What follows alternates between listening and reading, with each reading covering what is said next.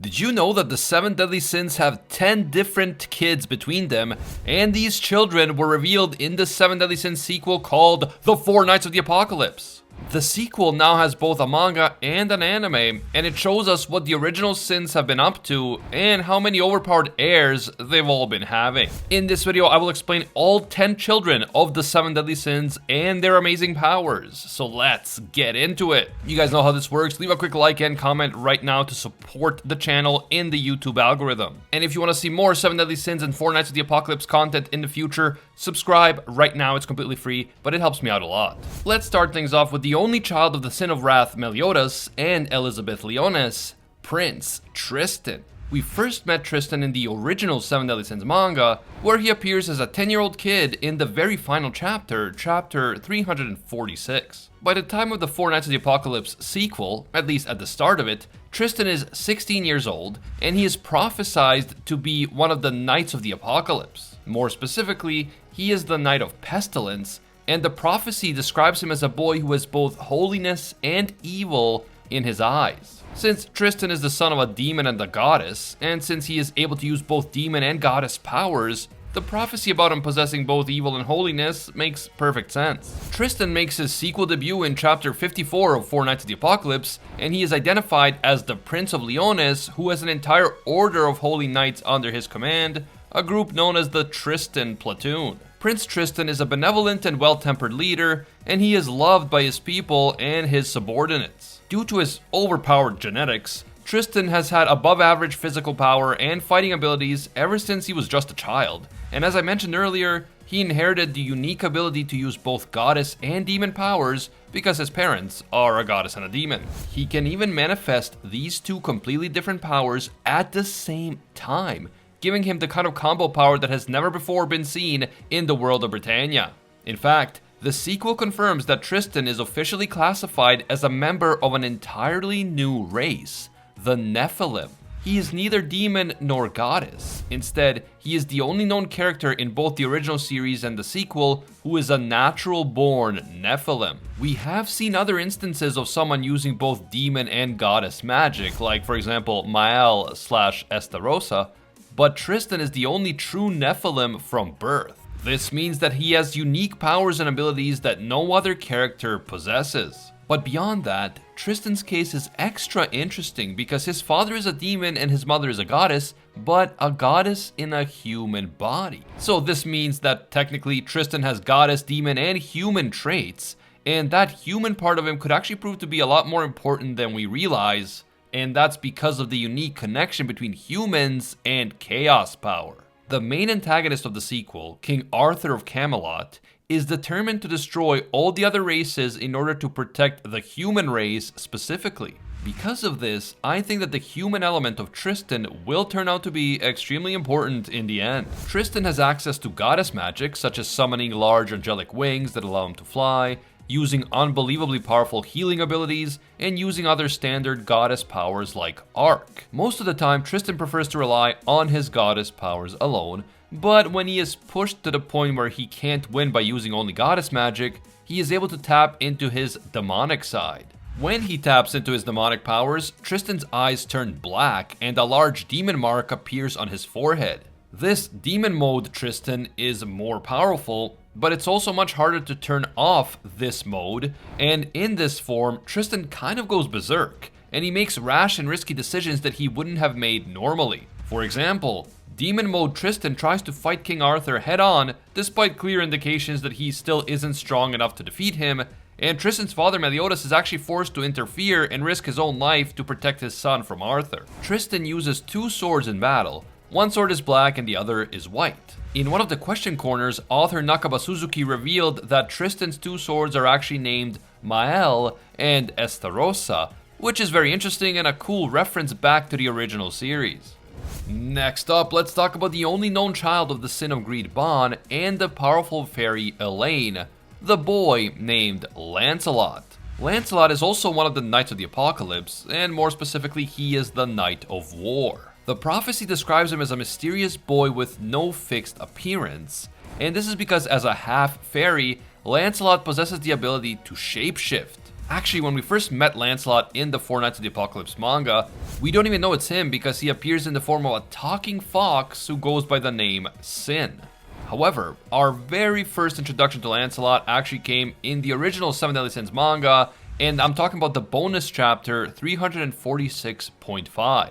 That chapter tells the story of how at the age of 10, Lancelot, along with Jericho, went missing due to some shenanigans by the Lady of the Lake. Lancelot would ultimately be gone for 6 years, and then he returned just in time for the Four Knights of the Apocalypse sequel. But even though we meet him early in the series in his fox form, he doesn't reveal his true identity until chapter 47. By the time we meet him in the sequel, Lancelot is already in the service of Meliodas, the King of Leonis. Lancelot is basically a spy who has been ordered by Meliodas to find all 4 Knights of Prophecy and bring them to Leonis. This is why Lancelot zeroed in on Percival so early in the series, and why he ultimately brought him to Leonis to meet the king. Despite being an incredibly strong warrior, most residents of Britannia have never actually heard of Lancelot. That is because he doesn't allow his opponents to survive long enough to spread rumors about him. If anyone challenges Lancelot, that is the end of them. Lancelot doesn't mess around. He's a spy, a secret agent,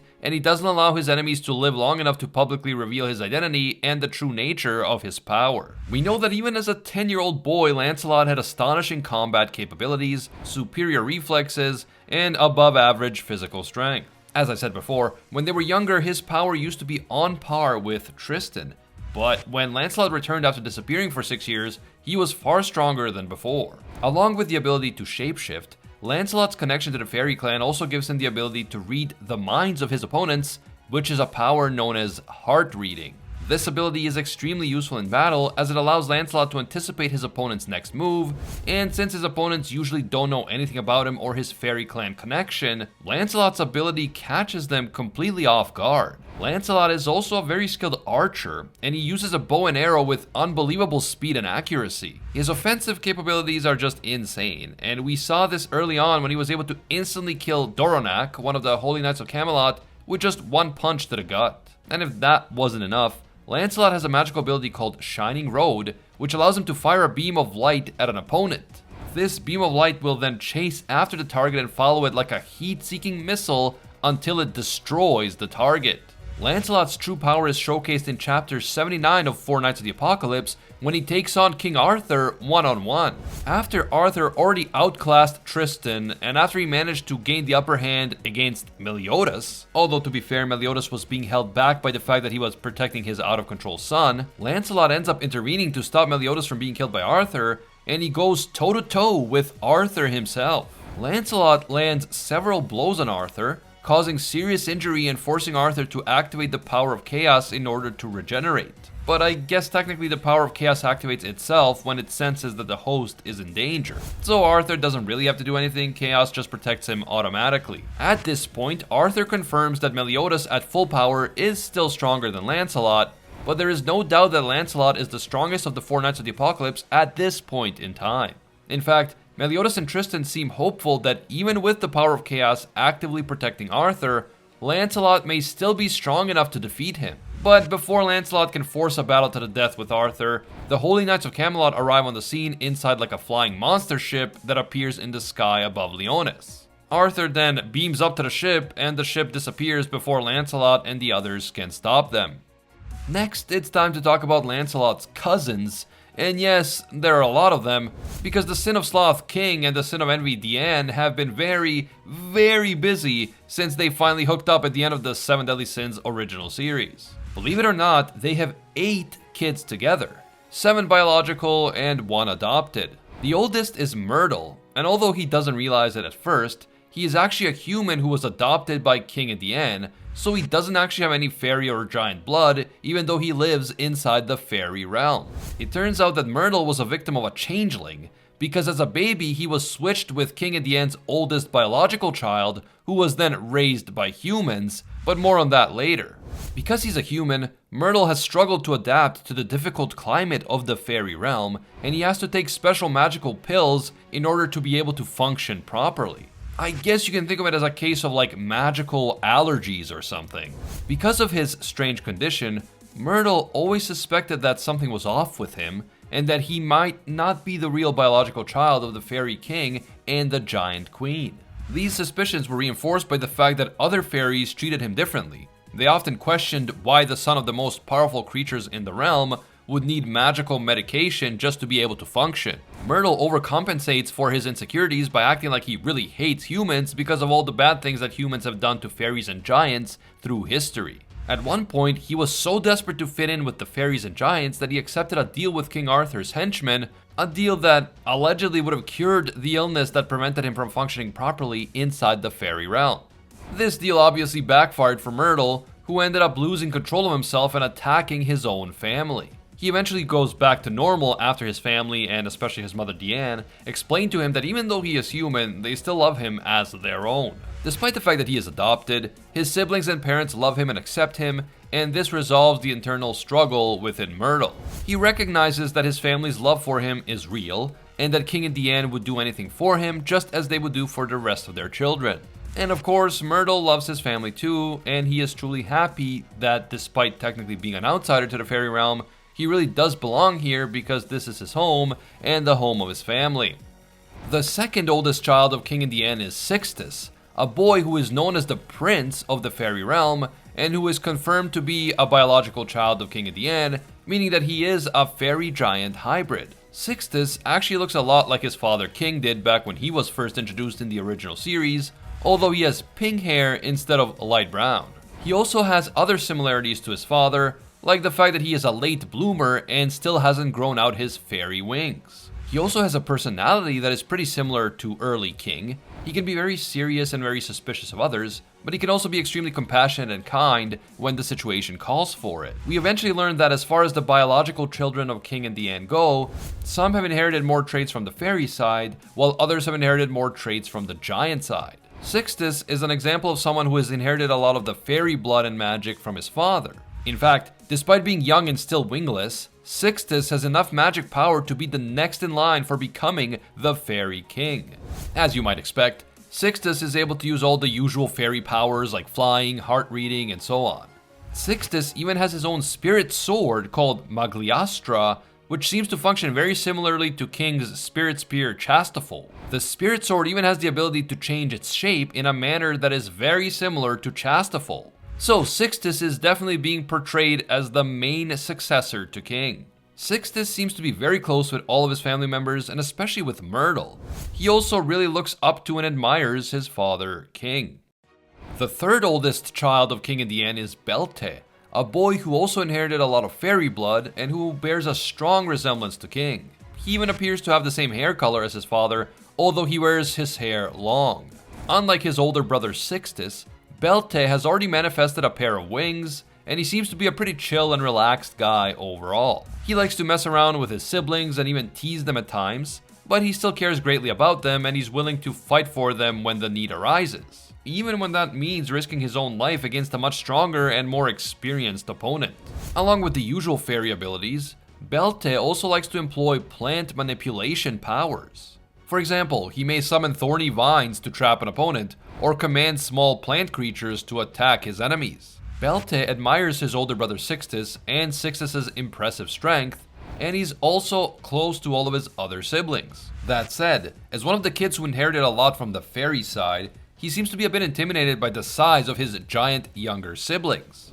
And like a true fairy, he prefers to eat fruit to eating meat, and meat is the food of choice for the giants. Now, speaking of giant siblings, we are now finally going to talk about the children of King and Diane who inherited more from Diane's giant side.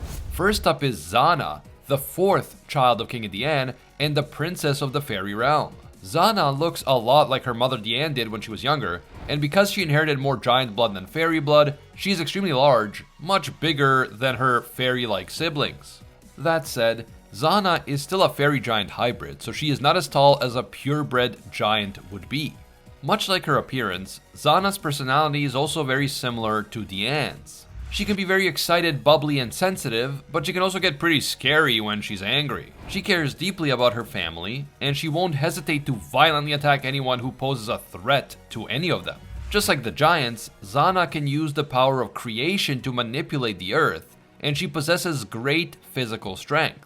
But again, her physical strength is not quite on par with a pure-blood giant like her mother Diane. Still, Zana is young, so it's possible that her powers will continue to get stronger over time, and that the giant side and the fairy side of her powers might learn to work together and actually boost each other in the future. Next up is Zillion, the 5th child of King and Diane. Like Zana, she inherited a lot of blood from the giant clan, so she shares a lot of characteristics with Zana. She is much bigger than an average human, but not quite as big as a pure giant, and she is extremely strong physically and can use the power of creation. She definitely looks like her mother, including the same hair and eye color, but unlike Zana, who looks almost exactly like a young Diane, Zillion also has some resemblance to her father King. On top of that, her personality is not quite as over the top as Diane and Zillion's, so she seems to take more after her father in that regard. But despite being a bit calmer and more laid back than her mother and sister, Zillion still cares a great deal about her family, just like the others do, and she is willing to bravely fight to protect them no matter what the odds. The 6th child of King and Diane is Fao, but interestingly enough, Fao is neither a boy nor a girl. At least not yet. Let me explain. In chapter 140 of the Four Knights of the Apocalypse, we learned that while most fairies do seem to be born as either men or women, some are born essentially sexless, so they are neither. Like, they have no reproductive organs at all, they are sexless. That said, these fairies will change into either men or women later on in life, depending on who they end up falling in love with, and their bodies will transform accordingly. So, for example, if a sexless fairy falls in love with a man, she will become a woman. And if a sexless fairy falls in love with a woman, he will become a man. This is definitely an interesting addition to the fairy lore, and I don't think that this was ever mentioned in the original 7 Deadly Sins series, although if I'm wrong, then you guys can feel free to correct me in the comments. Fao's appearance is clearly a very even mixture of both King and Diane, although the giant side of Fao is dominant, so Fao is larger than normal fairies and humans. Fao's personality seems to be quite childlike overall, but it's clear that Fao is mature enough to understand the importance of family and is willing to fight to protect said family. The 7th child of King and Diane is a bubbly pink-haired girl named Tiore. She is introduced in chapter 137 of the manga, and so far she has gotten more screen time in the manga than the other previously mentioned siblings, which indicates that she might play a bigger role in the story than the others. She is also expected to be one of the main characters in an upcoming 7 Deadly Sins video game called 7 Deadly Sins Origin. Tiore is full of energy, she's friendly, playful, curious, and she cares deeply about her friends and siblings. Even though she primarily inherited fairy blood and she therefore has the appearance of a fairy complete with a pair of wings, she does still have clear similarities to her mother Diane, especially when it comes to personality. Tiore is extremely observant, and she was the first to notice that there was something different about Nasiens, but more on that later. Tiore has all the usual fairy clan powers, but she also has an additional unique power called Summon Sin. This ability allows her to summon and control the beasts from the tattoos of the original 7 Deadly Sins. That's pretty cool, right? She can summon a fox, a lion, a goat, a boar, a grizzly, a dragon, and a serpent, and these beasts will then help her in battle. Even though Tiore is not the final child of King and Diane that we will be discussing in this video, she is their youngest. And before we discuss the final sibling, I do want to stress that major spoilers are coming. This was a big twist in the manga, so only proceed if you are okay with major spoilers. As it turns out, the final child of King and Diane is actually their oldest, but this child was the one who was switched at birth with Myrtle as a result of the changeling. King and Diane did their best to find this child, while also adopting Myrtle and raising him as their own, but they could never locate their lost child. At least not until that very child showed up inside the fairy realm, and that child is of course Nasiens. Now, for like the first 140 chapters, Nasiens is believed to be a human boy, and he is part of the main hero group in the series. But after he comes to the fairy realm in an attempt to somehow awaken the slumbering Percival, Tiore notices that there is something different about Nasiens. Not only does Nasiens have no trouble living for long periods of time inside the fairy realm, even though that should be impossible for a human without some sort of magical medicine, as the case of Myrtle demonstrates, but Tiore also notices that Nasiens is not actually a boy. Nasiens is not human, but a fairy, or rather a fairy giant hybrid, and Nasiens is one of those sexless fairies just like Fao. so neither a boy nor a girl. Over the course of the series, Nasen has fallen in love with Percival, and in the most recent arcs, Nasen has taken on a much more feminine appearance than before. This has led to speculation that Nasen is in the process of becoming a woman because Percival is a man, and Nasen loves Percival and wants to be with him. Now, although Percival is inside a human man's body, Percival technically is not human, and he is actually a sexless creature himself. He is a creature that happened to possess the body of a human boy, but he was neither a boy nor a girl before that. If you want to know more about what Percival really is and why he's not actually human, and also why his magic is so freaking overpowered, check out this video where I break it all down in great detail, link on screen and in the description. If you enjoyed this video and you want to see more 7 Deadly Sins and 4 Nights of the Apocalypse content on the channel, leave a like to let me know. And don't forget to subscribe and hit that notification bell to turn on all notifications. It is completely free, but it helps me out a lot.